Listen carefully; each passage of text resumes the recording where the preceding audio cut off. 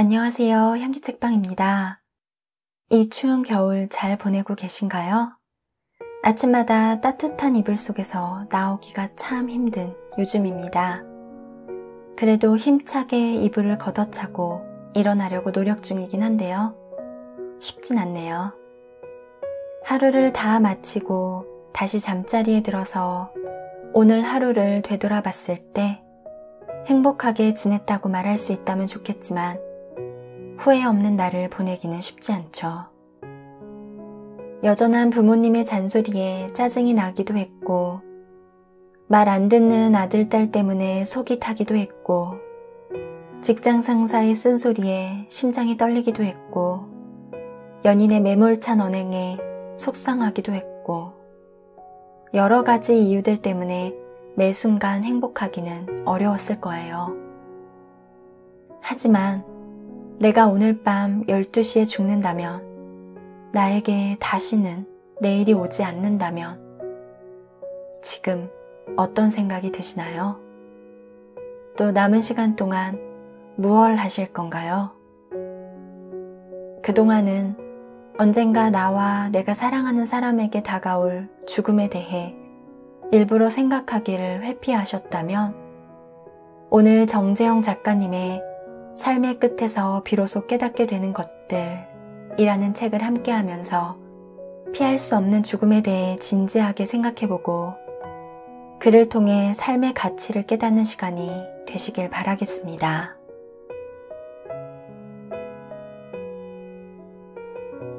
멈추지 않는 엄마의 잔소리는 운명. 21세기 미국 엄마 서머스의 마지막 편지. 곧 세상을 떠나게 된 엄마는 사춘기 딸에게 어떤 이야기를 해주고 싶을까? 미국의 한 엄마 이야기다. 2017년 미국 인디애나주의 패기 서머스는 신장암과 15개월 동안 싸우다가 세상을 떠났다. SNS에 공개된 편지를 보면 딸에 대한 사랑과 염려와 기원이 가득하다. 한나야, 내가 이 편지를 읽는다면 수술이 잘못됐다는 뜻이야. 미안해. 이 끔찍한 병을 이기려고 온 힘을 다했지만 신은 나에게 다른 일을 맡기려나 보다. 화내지 마라. 인생에서는 가끔 나쁜 일도 일어난단다. 아무리 힘들어도 나쁜 일을 이겨내야 한단다. 너는 살면서 훌륭한 일을 해낼 거야. 엄마가 내 인생의 모든 중요한 순간에 너와 함께하며 웃을 거야. 매일 마지막 날이라고 생각하면서 인생을 즐겨라. 오늘이 마지막인지 아닌지 아무도 알 수 없어. 그리고 내가 생각하는 것보다 훨씬 많이 엄마가 너를 사랑한다는 걸 기억해다오. 내가 병에 걸려 죽게 된 것은 누구에게 미안할 일은 아니다. 내가 원하거나 자초한 일이 아니다. 게다가 나의 죽음은 그 누구보다 나 자신에게 가장 큰 손실이다. 그런데도 세상을 떼는 부모들은 자녀에게 사과한다. 말도 안 되지만 그런 마음이 드는 건 부모의 본능이다. 서머스도 그랬다. 무시무시한 암세포와 싸워 이기지 못한 게 딸 한나에게 눈물나게 미안했다. 엄마는 영원히 함께 있을 거라고 지키기 어려운 약속도 했다. 아울러 절실히 깨달은 삶의 교훈도 전해줬다. 세상을 일찍 떠나야 하는 사람들이 대체로 강조하는 것이다. 오늘이 인생의 마지막이라고 생각하고 살라는 것이었다. 엄마는 딸이 매일 마지막 날처럼 즐기면서 신나게 살기를 기원했다.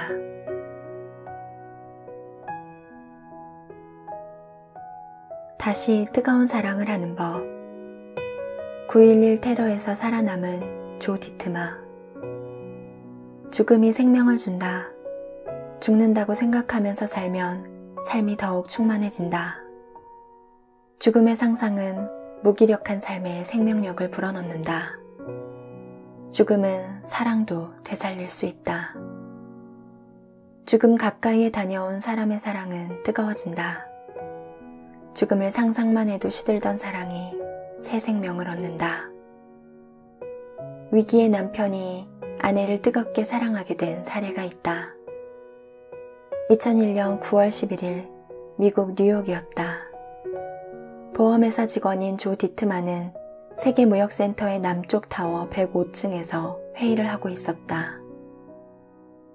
그런데 여객기 한 대가 날아와 북쪽 타워와 충돌했다.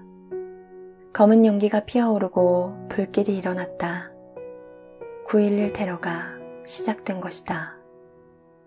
사람들은 모든 것을 팽개치고 1층을 향해 뛰었다. 조는 17분 만에 72층에 도달했는데 이번에는 자신이 있던 남쪽 타워에 비행기가 충돌했다. 많은 희생자가 생겼다.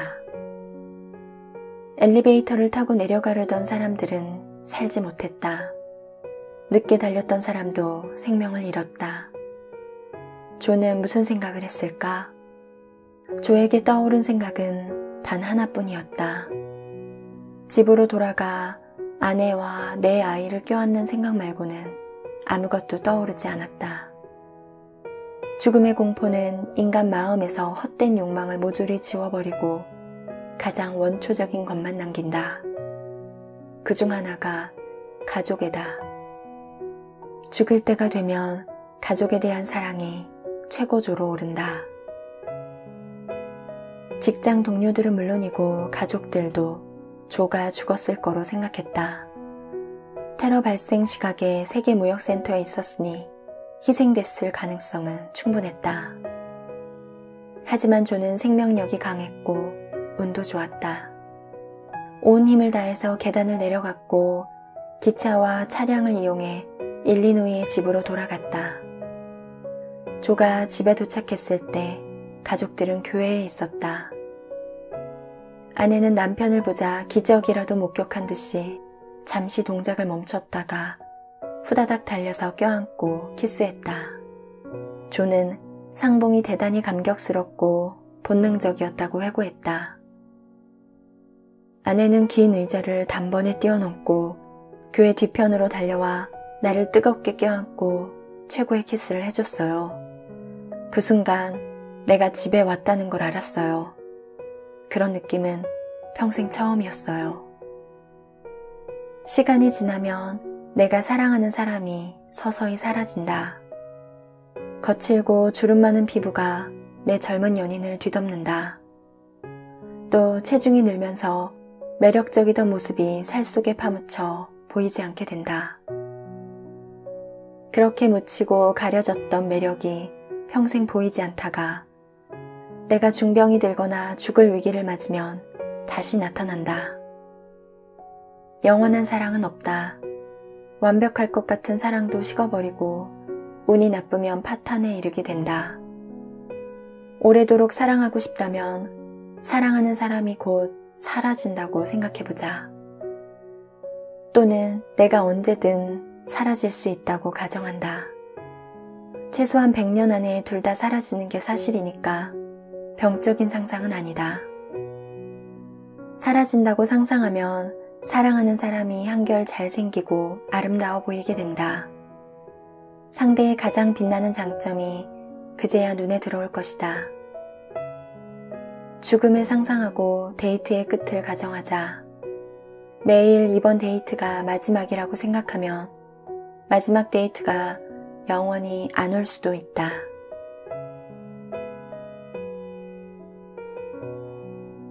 깨지기 쉬운 인생을 사랑하는 법. 삶을 사랑했던 27살 아만자 홀리.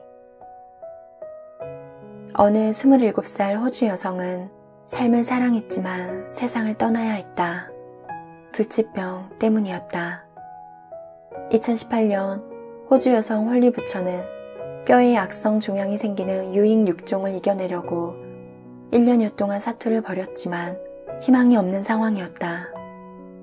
홀리는 친구들에게 인사를 하려고 마지막 편지를 써서 페이스북에 공개했다. 편지에서 소똥을 밟지 말라고 강조했다. 이를테면 잡스럽고 의미 없는 일 때문에 고통받지 말라는 것이다. 당신은 오늘 차량 정체에 갇혔을지도 몰라요. 아기가 깨우는 바람에 잠을 설쳤을 수도 있고요.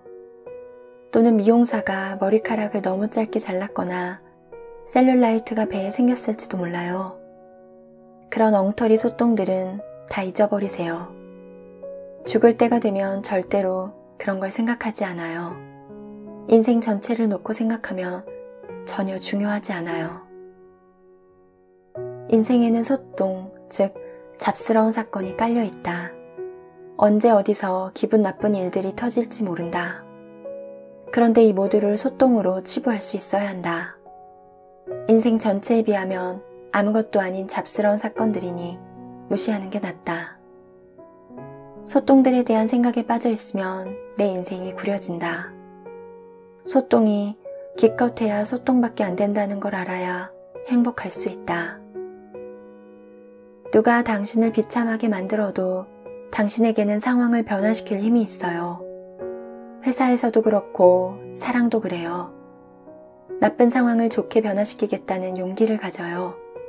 지상에서 보낼 시간이 많지 않으니 비참해하면서 시간을 낭비하면 안 돼요. 회사 사람이나 애인이 못되게 굴어도 주눅들지 말자. 내 잘못이 아니다. 설사 내가 뭘 잘못했더라도 심한 말로 나를 비참하게 만들었다면 그들이 틀렸다. 내 삶은 보석처럼 소중하다. 비참해져서 시간을 낭비하는 것은 말도 안 된다.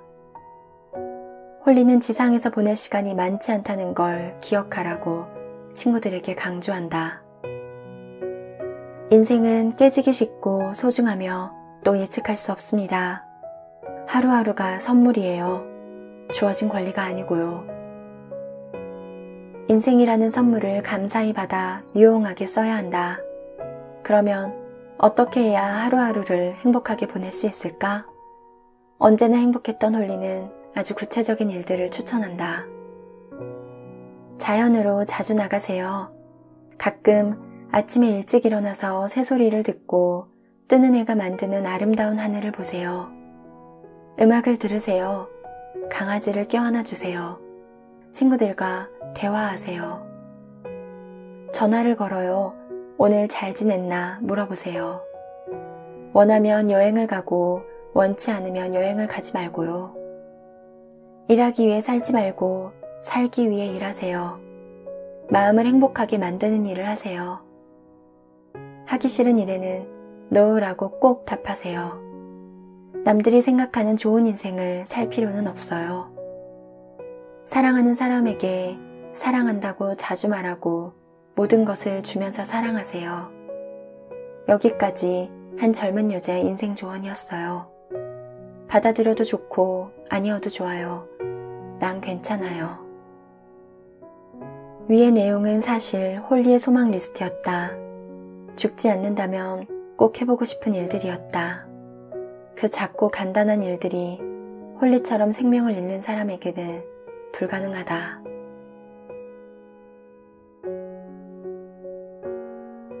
제발 인생을 받아들이고 즐기세요. 삶의 마지막 시간에 세계 여행을 다닌 35살 매드슨.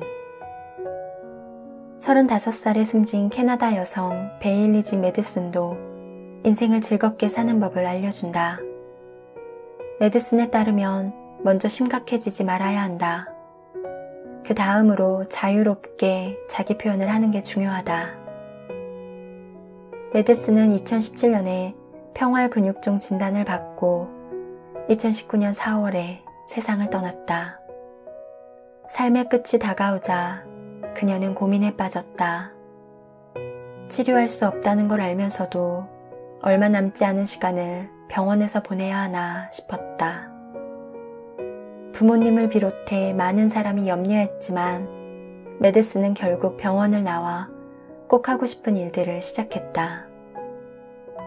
가장 좋아하는 밴드인 콜드플레이의 공연을 2번 봤다. 또 미국, 노르웨이, 크로아티아, 그리스 등 13개 나라를 여행했다. 남자친구 앤드류스와 함께였다. 그녀는 여행뿐만 아니라 시간을 내서 여러 친구를 만나고 가족들과 즐겁게 지냈다. 메드스는 마지막 순간까지 행복을 누리며 시간을 보냈다. 메드슨이 세상을 뜬 직후 신문에 그녀의 죽음을 알리는 부고 기사가 실렸다. 메드슨 자신이 쓴 글이었다. 기사는 가족과 세상 사람들에게 보낸 이별 편지였다. 그녀의 글은 이렇게 시작했다. 35년 내 인생이 길지는 않지만 너무나 좋았어요. 짧은 문장인데 마음이 뭉클해진다. 100년도 아니고 50년도 아니다. 기껏 35년밖에 못 살았으니 애통할 만한데 메드슨은 행복했다고 했다. 화사하게 웃는 젊은 여성의 영정사진을 떠올리게 된다. 그녀는 무엇보다 끝까지 자신을 사랑하고 의견을 존중해준 부모님에게 감사했다. 아이를 잃는 것이 부모로서는 가장 힘든 상실이라고 엄마가 말씀하신 게 기억나요. 부모님은 화학치료를 받지 않겠다는 내 결정을 지지해 주셨어요. 덕분에 나는 원하는 대로 삶의 끝을 살 수 있었어요. 내가 치료받지 않고 순리에 맡기겠다고 해서 부모님은 매우 힘드셨을 거예요. 두 분을 아주 많이 사랑합니다. 그리고는 많은 사람에게 인사를 전했다. 자신을 돌봐준 의사와 간호사, 친구, 돌아가신 할머니, 할아버지에 대한 인사도 빼지 않았다. 아끼던 여러 마리의 반려동물 이름도 하나하나 불러가며 잘 살라고 기원했다.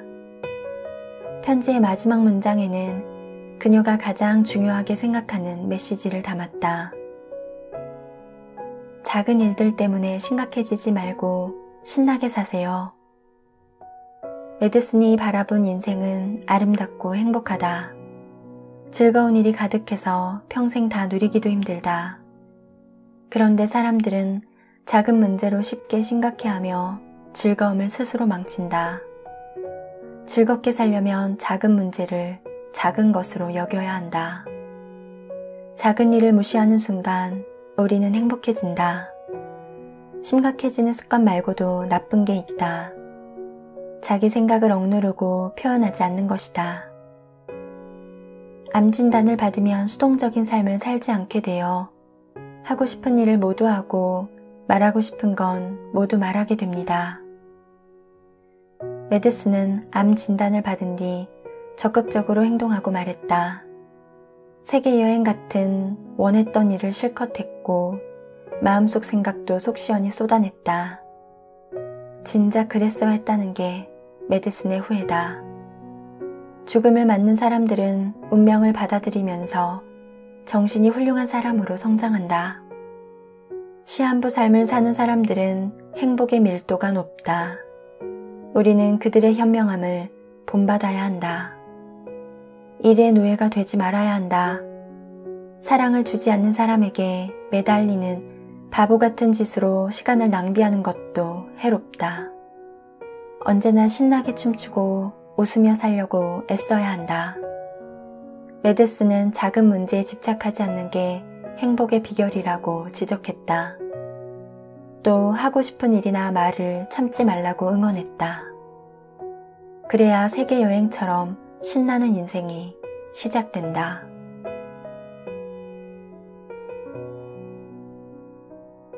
큰 불행 때문이 아니라 못한 말과 행동 때문에 눈물이 난다. 허드슨 강에 떨어진 비행기의 승객 엘리어스. 2009년 1월 미국 뉴욕을 떠나 노스캐롤라이나 샬럿을 향하던 비행기가 이륙 3분 만에 기러기 무리와 충돌했다. 엔진이 비명처럼 끼익끼익 소리를 내면서 제대로 돌아가지 않았다. 조종사는 허드슨 강에 비상 착륙하기로 했다. 155명을 태운 비행기는 급히 하강해서 차가운 강물 위로 내려앉았다. 연기가 가득한 기내로 물이 들어오기 시작하자 비명과 울음소리가 들려왔다. 죽음의 공포가 엄습했다. 마케팅 회사를 운영하는 릭 엘리어스도 뉴욕발 비행기에 타고 있었다. 비행기가 새와 부딪힌 뒤 짧은 시간 내에 여러 가지 일이 일어났다. 조종사가 비행 방향을 허드슨 강과 일치시켰다. 그 다음 엔진을 껐다. 굉음을 내는 비행기도 두렵지만 침묵하는 비행기는 더욱 무서웠다. 이를테면 숨소리나 심장박동 소리가 돌연 멈춘 것 같은 불길함이다. 엘리어스는 죽을 뻔했던 그날 3가지를 배웠다고 했다. 첫 번째로 의미 있는 일을 미루지 말아야 한다는 걸 깨달았다. 죽음에 가까워진 순간 하지 못했거나 하지 않았던 일들이 머릿속에 떠올랐다. 비행기가 허드슨 강의 조지 워싱턴 다리를 지나칠 즈음 엘리어스는 2번째 깨우침을 얻었다. 자기만의 관념인 자아를 버려야 한다는 것이다. 자아가 강한 사람은 갈등을 자주 일으킨다. 자기가 남보다 더 옳고 우월하다고 믿어서다. 엘리어스도 자아가 강해서 하찮은 문제로 소중한 사람들과 갈등해 왔다고 반성했다. 이제는 3번째 교훈을 이야기할 순서다. 비행기 실내로 강물이 들어올 때 엘리어스는 자신에게 어떤 소망이 가장 간절한지 알게 됐다. 엘리어스는 무섭기보다는 슬펐고 그 슬픔은 생각을 한 곳으로 모았다. 나는 단 하나만을 원하게 됐어요. 아이들이 크는 걸 볼 수만 있다면 좋겠다고 소원했습니다. 죽음을 마주했을 때 밀려온 가장 큰 슬픔은 자녀 때문이었다. 아이들을 만날 수 없고 돌볼 수도 없다는 생각이 들자 아빠 엘리어스는 마치 어린아이처럼 소리치며 울게 됐다고 한다. 모든 소중함을 알려주는 것은 상실이다. 잃어버려야 소중함을 알게 된다. 돈, 직장, 아이 가운데 어느 것이 중요한지 비교하는 건 쉽다. 3가지가 사라졌다고 생각했을 때 가장 가슴이 휑하도록 구멍을 내는 것이 내게 가장 소중하다. 비행기 안에 엘리어스도 상실이 바로 코앞에 닥쳤었다. 아이와 영영 이별할 거 생각하니 자녀 사랑이 다시 타올랐다. 그간의 무관심이 미치도록 후회됐다. 구조됐을 때 엘리어스는 새로운 아빠가 될 준비가 돼 있었다. 그에게 비행기 사고는 값진 경험이었다. 삶의 끝까지 갔다가 되돌아온 후 엘리어스는 더욱 현명해졌고 삶이 풍성해졌다.